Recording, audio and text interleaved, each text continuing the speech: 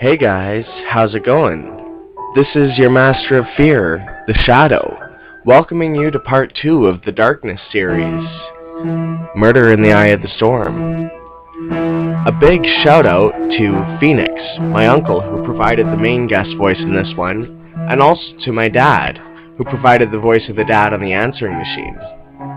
So, with that being said, lock your doors, bar your windows, turn out the lights, and prepare for The Darkness, Part 2, Murder in the Eye of the Storm. Now relax. This won't hurt too much. The street before us as we walked through the remnants of the office door lay in ruin. We eventually made it to my house, as it was closer and I had the means of shelter and such if the storm were to continue like this. Neither of us spoke as we took in the sight. My house was half in ruins. I shed a tear at this, but though my house may be gone, I was still prepared for shelter. Just go around back, I said to Steve. Steve grunted in agreement, as it seemed I was getting a bit heavy on his shoulders. We entered the backyard. With the storm having calmed down, the clouds were just thin enough to let enough of the scant sunlight through to see by. The metal-reinforced wooden bulkhead sat in the left corner of my house, untouched by the storm. Steve set me down gently and walked over to the doors, spotting the padlock on them and looking at me expectantly. "Oh, right," I said, and then produced a large key ring from my pocket and threw it over to Steve. "Which one is it?" he asked. "Forgot," I replied, knowing how much that simple response would annoy him. Sure enough, he grumbled as he tried each key, until he found one with a small piece of tape on it. Storm. He tried the key and the padlock gave up its stranglehold. He shot me a glare. I knew exactly which key he needed, but I still sort of wanted to get back at him for making me hurt my back again. I will reluctantly admit it. I'm what they call a prepper, but not for fear of the end of days. I just like to be prepared. The things I've seen in my line of work showing the consequences of being unprepared.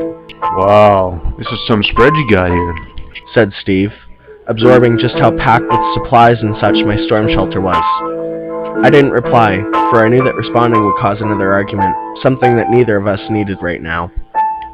Steve went over to a table set up at the back wall where a laptop was set up, spare batteries piled to one side.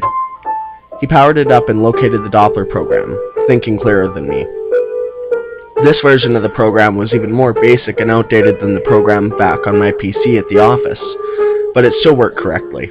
"Nah, it's still the same," said Steve, having checked and refreshed the radar several times. "Hey Steve, give me a hand," I called, trying to haul myself onto a chair with wheels. Steve reluctantly left the computer and came over to help. He got me into the chair and rolled me over to the computer. There was a little feeling coming back to my legs. I must have just bruised my spine in the fall. A good thing, but it was still annoying having no use of my legs for the time being. I minimized the Doppler radar and checked the internet for any news. The only thing of note was, well, nothing to do with the storm. It was a piece on the rising amount of murders in the Montana area where the storm was occurring. It seemed that with this storm and the ever-present darkness that accompanied it, people had lost their minds and were killing each other for no good reason. A startling amount of those people were the religious types, and were killing each other because they thought it was the, end of the world. I didn't share in their ridiculous notions. I would think Steve would be more akin to believe in that. I'm not exactly an atheist, more of an agnostic realist. Steve, on the other hand, was a somewhat devout Christian. "Look, I know what you're thinking, and I don't think this is the end of the world," said Steve, almost as if on cue. Maybe he wasn't as devout as I had originally thought. I replied, one eyebrow raised. I decided to check on the weather websites, and that was when the whole picture emerged, the scope of the storm system and its reach. It appeared that the storm had covered most of the west coast, and was moving further inland as each day passed. There was no idea to be had about what the source of the darkness was, though. Weather officials and scientists had been tasked with figuring it out, and now, more than 5 weeks later, there was still no more to be known. Don't get too comfortable. Things are only gonna get worse. A tap on my wrist and the voice in my ear caused me to flinch. "Was it the voice?" asked Steve, noticing me flinch. Yeah, it said, "Don't get too comfortable. Things are only gonna get worse." Steve went white at that.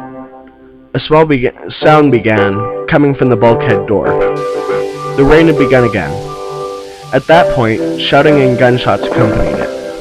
A minute later, there was a loud pounding on the bulkhead door, followed by panic shouting. "Help! Is anyone in there? Please! I don't want to die! God help me!" A gunshot followed, and there was a thud on the door as the person who provided the voice evidently fell dead onto the door. The group that had been pursuing the now dead person laughed and congratulated each other on another killing well done. Steve and I remained silent, and when the group seemed far enough away, we started discussing what was going on. What the heck just happened? Steve frantically whispered. I don't know. I think we may have just witnessed our first murder.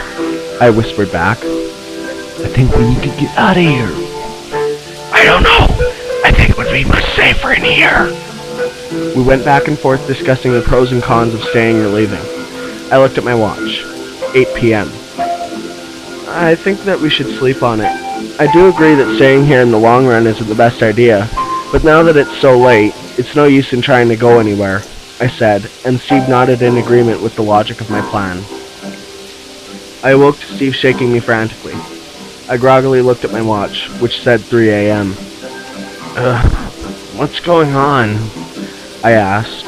There was another incident like the one yesterday just a few minutes ago, but this time it sounded like a whole bunch of people were gunned down in the yard outside. I could hear a few people banging in the door, but I didn't want to let them in. I sighed, not wanting to go anywhere. I listened closely, and could hear that the rain drumming on the door was slightly muffled by the apparent bodies covering it. But the rain still sounded louder than it had yesterday. I knew that we had to go someplace else. Slowly, with more feeling returning to my legs, I was able to roll myself over to where an emergency telephone was set up. There was a blinking light indicating a message. I played it. Jack, it's Dad. Mom and I have been hearing about this odd storm and all the murders, and we're really worried. Please, if you get this message, come home. Nothing's happening here. You'll be safe. Love you. Bye. I looked over at Steve, sadness in my eyes, but also some determination. I think we have a plan, I said, and as I did, he nodded and despite the lousy situation, began to smile. He'd always been close with my parents, as they practically raised him after his parents divorced and he was sent to live with his father, who was never home, usually off on the road on business. Hey, we'll need a car if we're going to drive all that way. I don't think I can carry you for that long, said Steve in a smart aleck way. I gave him a look, but nonetheless agreed with him. My car was out of the question. As we had passed it on the way out of the office, I noticed it was on its roof. Go next door. My neighbors have a car, and they always leave it unlocked with the keys in the sun visor. It's the silver Honda. Steve nodded and went to the door and unlocked it, and struggled to push it open. He got it open a crack, and with it, the sound of rain increased. Ah! It's raining so much, said Steve, obviously getting soaked. He fought with the door, and after a particularly hard shove, got it open and then freaked out. Ah! I looked over at him and saw the source of Steve's fear. Several bodies that had been covering the door and keeping it closed had fallen in, right on top of Steve. After a moment to collect himself, Steve looked back at me, as if for permission, and so I gave it to him, maybe a bit too forcefully in retrospect. Hurry up and get the car! We have to get out of here! By now, I had rolled over to the computer, where I checked the radar and saw the storm was on the move. The eye of the storm was moving away, and the system that replaced it seemed more severe than the first. I turned back to Steve to apologize, but he was gone. A second later, I heard the approaching motor of a car and heard the fence break as he plowed through it. The car door slammed, and Steve was back inside the shelter moments later. Come on! Steve called as he ran down the steps into the shelter. I still can't stand, I retorted. Steve picked me up and started towards the steps when I said, Wait, we should grab the computer and some batteries. Steve turned back and leaned over the table, where I grabbed the laptop and the remaining batteries. I dropped one as Steve turned quickly and ran up the steps. Outside, it was a downpour. Steve got the back door of the Honda open and awkwardly awkwardly dropped me into the back seat, ignoring my painful gasp. He shut the door and got in the driver's seat, dropped it in reverse, and floored it out of my backyard. I found it difficult to fathom leaving my home and everything in my life behind to get to safety, and found myself wishing this was a dream. Looking up at the rearview mirror, I saw Steve's eyes glimmering with the onset of tears, as if he shared in my sense of loss. "Don't look back," I said, and we continued, taking the exit onto the interstate, heading eastward towards my parents' house, and hopefully, safety from the storm.